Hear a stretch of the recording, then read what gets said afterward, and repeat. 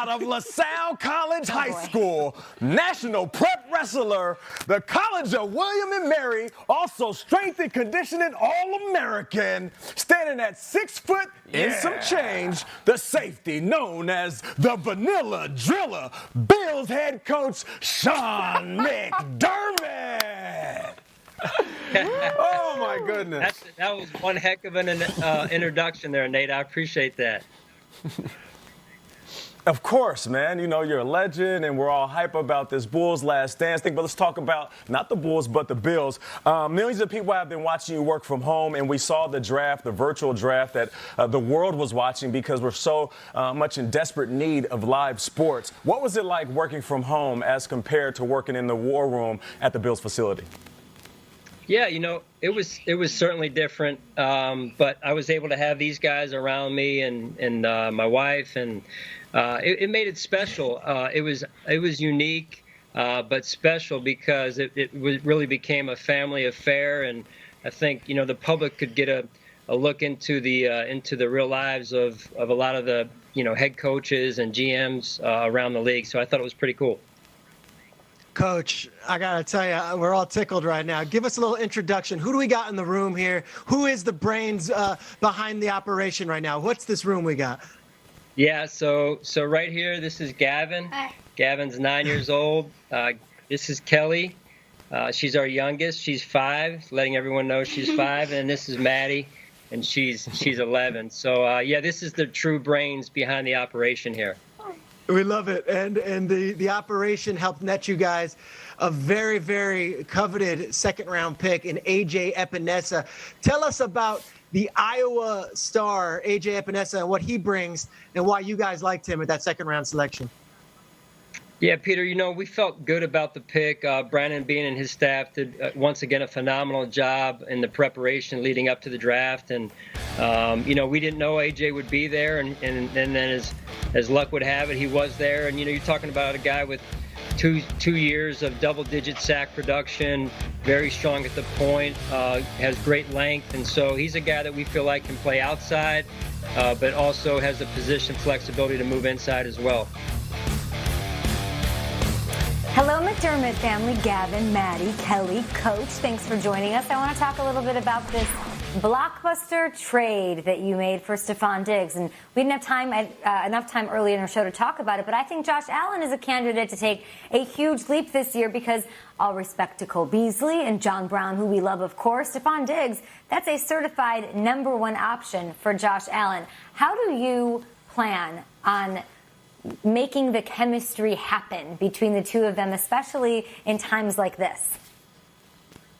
Yeah, I mean, it's certainly a challenge, but, when you know the individuals and the people we're talking about with Josh and Stefon in this case, two high-character young men that come from very good upbringings in terms of their support system, and two young men that are also committed at a very high level to being the best version of themselves, and when you have those qualities, those ingredients, it makes it a whole lot easier for two guys to come together and build that rapport that's so critical. We got breaking news here. Gavin McDermott is trending on Twitter. The people love him and his sisters. They love the McDermott family. You guys are blowing up right now.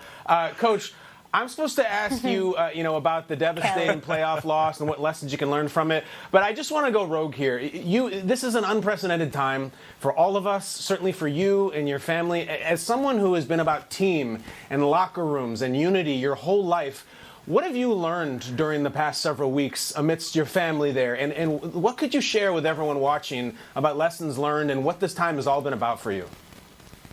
Yeah, that's a great question, Kyle. There's a lot of self-discovery that's occurred for me, and because of the new situation, new routines that we're forced to develop. Working from home is different for an NFL coach, and so to be around every day is certainly been different, and some of it's been challenging, but through it all, I think you're able to slow down just a little bit, and I think that's what you're able to really come up with more quality than quantity, if you will. And I think that's been the special part of it. And that's, again, what I think a lot of the public was able to witness and see the night of the draft. And that's really what's been going on in our household and the McDermott household every day is, we have our routines, the kids have school, I've got my work routine, and then we try and get together at different parts of the day. So that's been special.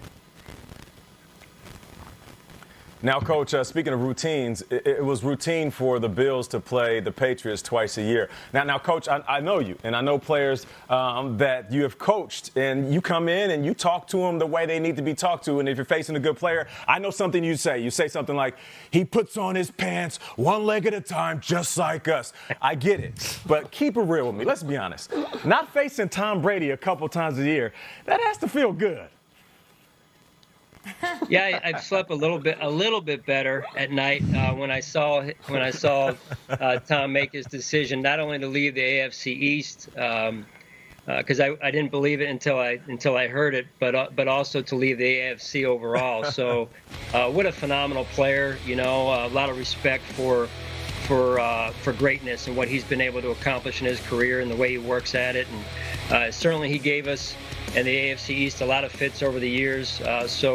But that said, listen, until someone is able to beat the Patriots and win the division, they remain the favorite, in my opinion, to win the division, and give a lot of credit to what they've been able to do over the years.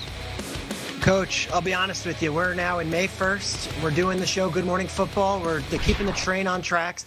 But sometimes our conversations, we have to really reach. Like yesterday, I think we had one, which third corner would you like to quarantine with? Like, that's the topics we have. So when I ask you about this next one, just be patient with me, because I know Gavin had the jersey when he was a kid. He used to wear that number 1 Panthers jersey. I know he did. And we had Ron Rivera on yesterday, and we asked him, like, what's your thoughts on Cam? And I know you guys have your quarterback, and I'm not trying to put you in a corner here, but Cam Newton's a free agent.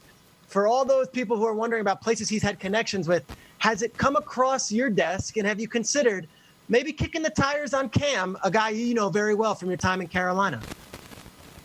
Yeah, Peter, he's such an incredible athlete, right? And has had so much success and been so productive. I mean, he helped lead our team to a Super Bowl game against Denver a few years back, and it's kind of strange to think that right now he's not on a team, but I know and many of us know what he's capable of doing, and certainly for us right now, we currently have 4 quarterbacks on the roster, so the need isn't there for us, but I'm sure the need will be there for someone, and I can't wait to watch what Cam's going to do this season.